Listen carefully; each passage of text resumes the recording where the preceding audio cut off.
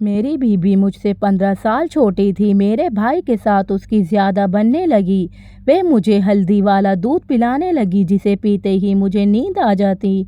बीवी का सच जानने के लिए एक दिन में दूध पीने से पहले ही सोने का नाटक किया। मैंने देखा मेरी बीवी मेरे सोने के बाद मेरे भाई के कमरे में जाती है उन्हें रंगे हाथों पकड़ने के लिए। एक दिन मैंने अपने भाई के कमरे का दरवाज़ा वहाँ जो नज़ारा देखा उसे देखकर मैं शर्म से पानी पानी हो गया। मेरी बीवी ने यह सब क्यों किया? क्योंकि मेरे पिता की मौत तब हो गई थी जब मैं मात्र 17 साल का था।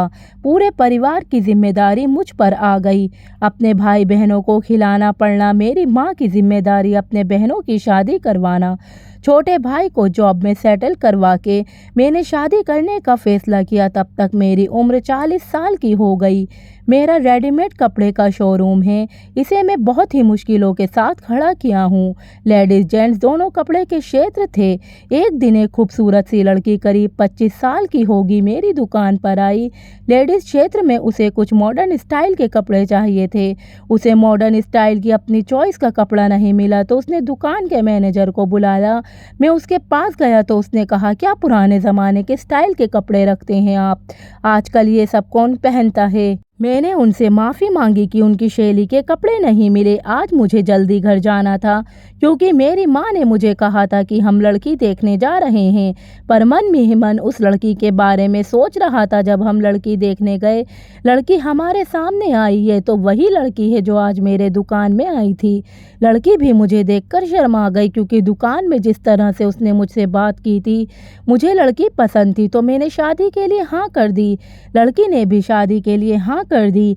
राजेश वेस्ट प्रिया। बहुत धूमधाम से हमारी शादी हुई। शादी के बाद हमें पता चला कि हमारे ख्यालात एक दूसरे से अलग हैं।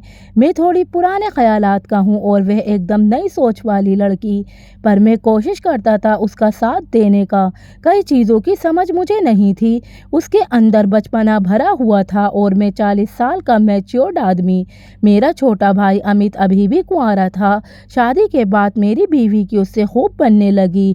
जब भी मैं काम से घर आता था मैं उन दोनों को हंसते हुए देखता था। मुझसे ज़्यादा तो उन दोनों की जोड़ी सही लगती थी। कभी कभी मुझे इस बात पर जलन होने लगी।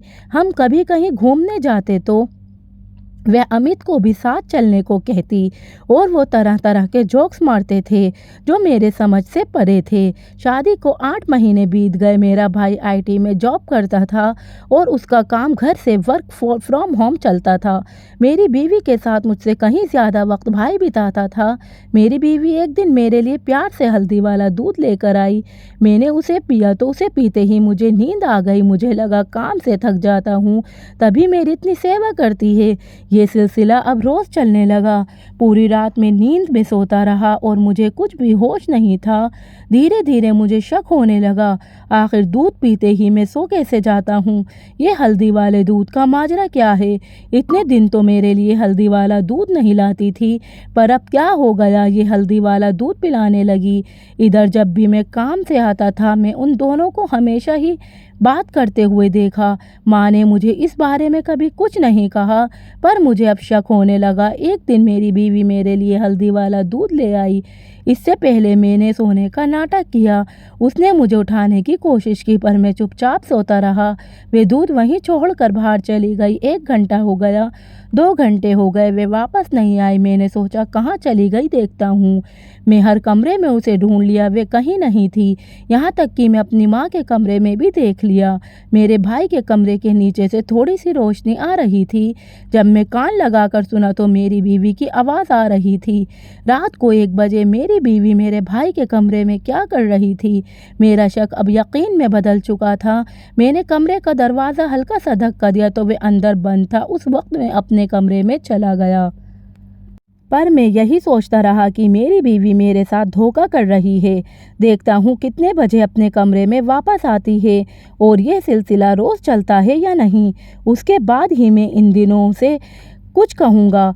पर मेरी आंखों से आंसू आ गए। मेरा अपना भाई जिसके लिए मैं इतना साल तक कुर्बानी दिया, वे मेरी ही बीवी के साथ मुझे सोचते हुए शर्म आ रही थी। अचानक मुझे अपनी बीवी के कमरे में आने की आहट मिली। घड़ी में देखा तो 2 बज रहे थे। वह मेरे बगल में आकर लेट गई। इतना गुस्सा आ रहा था कि मुझे लगा इसी वक्त उसका गला दबा दूं। आखिर मेरे पीठ पीछे ये सब करने की क्या ज़रूरत थी। अगले दिन भी मैंने उसे कुछ नहीं कहा। मैं उन दोनों को रंगे हाथों पकड़ना चाहता था। मेरी बीवी मेरे साथ बिल्कुल ही नॉर्मल थी। मैं अपने काम पर चला गया। रात को फिर से वही हल्दी वाला दूध लेकर आई। मैंने उसे पीने का नाटक किया, लेकिन मौका मिलते ही उसे फेंक दिया। मैं नहीं चाहता था कि दूध पीकर मैं सो जाऊं और मेरे पीठ पीछे वे सब गुल खिलाए। मैं सोने का नाटक किया। मेरी बीवी कमरे में नहीं आई। मैंने देखा घर के सब लोग सो चुके हैं। इन दोनों को रंगे हाथ पकड़ना था मुझे। जब मैंने अपने भाई का दरवाज़ा धक्का मारा, वे खुल गया। इन दोनों ने कमरा लॉक नहीं किया था आज।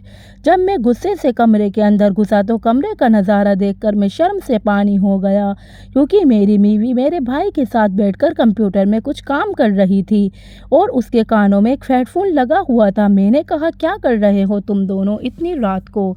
मेरी बीवी मुझे देखकर घबरा गई। वे मुझसे पूछी, आप यहाँ? मैंने कहा, तुम यहाँ क्या कर रही हो? रात को 12 बजे तुम जाकर मेरे भाई के कमरे में कंप्यूटर में क्या काम कर रही हो? आखिर दोनों का चक्कर क्या है? मेरी बीवी ने कहा, आप जैसा सोच रहे ऐसा कुछ नहीं। हमारी एनिवर्सरी के लिए मैं आपके लिए सरप्राइज प्लान करना चाहती थी, इसलिए मैंने एक कॉल सेंटर में 4 घंटे की जॉब ली है। 10 से 2 बजे की मेरी पार्ट टाइम जॉब है। मैंने उससे कहा, तुम मेरे हल्दी वाले दूध में क्या मिला दिया करती हो जिसे पीकर मैं सो जाता हूँ और मुझे पता भी नहीं चलता कि तुम हो कहाँ? उसने कहा, मैं आपके दूध में कुछ भी नहीं मिलाती। आप तो पहले भी काम से आकर सो जाया करते थे। मैंने कहीं पढ़ा कि हल्दी वाला दूध पीने से नींद अच्छी आती है, इसलिए देती हूँ। आपके दूध में मैंने कभी भी कुछ नहीं मिलाया। आप काम से ही इतना थक जाते हो कि अपने आप ही सो जाते हो। मैंने उन दोनों को कुछ गलत करके देखा ही नहीं। दोनों कंप्यूटर में काम कर रहे थे और मेरी बीवी के बीच में कॉल्स भी आ रहे थे। उसने कहा, मैं अपनी शादी की सालगिरह में आपको कहीं घुमाने ले जाना चाहती थी, अपने खुद की मेहनत का पैसा कमाकर। अभी कुछ दिन ही हुआ है कि मैं ये काम पकड़ी हूँ। देवर जी ने ये काम ढूंढने में मेरी मदद की। मैंने कहा, तुम हमारे कमरे में भी तो काम कर सकती थी। उसने कहा, आप जल्दी सो जाते हैं और मेरे बार बार कॉल आते हैं, तो मैं बात करूँगी तो आप डिस्टर्ब होगे। दूसरी बात यह है कि मैं आपको सरप्राइज़ देना चाहती थी, जो कि अब सरप्राइज़ नहीं रहा। मुझे बुरा लगा कि मेरी बीवी मेरे लिए सरप्राइज़ प्लान कर रही थी और मैंने उस पर शक किया। मैंने उससे कहा, तुम्हें ये कॉल सेंटर में भी जॉब करने की कोई ज़रूरत नहीं। यह सुनकर उसका चेहरा सूख गया।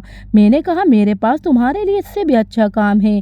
किसी लड़की ने कहा था कि मैं अपने शोरूम में लेडीज़ क्षेत्र में ओल्ड फैशनेबल कपड़ा रखता हूँ। वह चाहे तो वहाँ मैनेजर का काम कर सकती है और मेरे शोरूम को एक नया रूप दे सकती है और इससे कहीं ज़्यादा सैलरी मैं उसे दूंगा। यह सुनकर उसका चेहरा खिल उठा।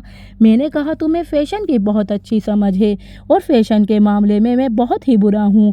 तुम मेरे शोरूम की लेडीज़ क्षेत्र को संभालो, ऐसे में तुम्हें भी काम मिल जाएगा और मुझे भी अपने शोरूम के लिए न्यू जनरेशन कस्टम मिलेंगे। सुनकर वे खुश हो गई और काम के लिए हाँ कर दी। ऐसे में हम दोनों साथ में वक्त भी गुजार पाएंगे। फिर हम दोनों खुशी खुशी अपने कमरे में चले गए। शक एक बहुत बड़ी बीमारी है। जब हम अपने आप को जीवन साथी से कम समझते हैं, तभी हम उन पर शक करते हैं।